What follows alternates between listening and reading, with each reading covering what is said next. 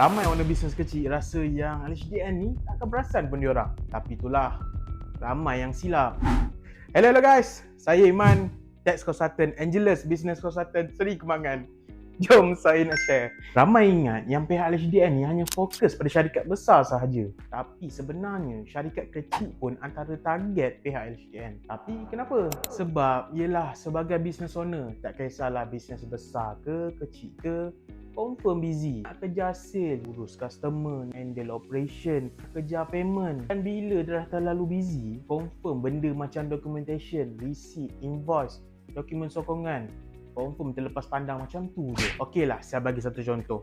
Anda sebagai owner bisnes yang dah spend ribuan ringgit untuk bisnes, anda yakin semua receipt ada?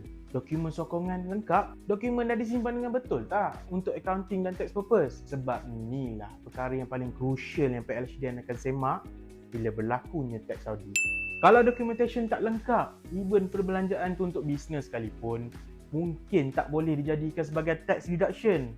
Last korang sendiri yang kena bayar cukai tambahan, kena penalti, kena go through lagi proses audit yang lebih rumit. Sebab tu janganlah tunggu LHDN datang baru nak lengkapkan semuanya. Make sure dari sekarang segala rekod documentation lengkap. Ingat cukai, ingat Angelus. Ciao.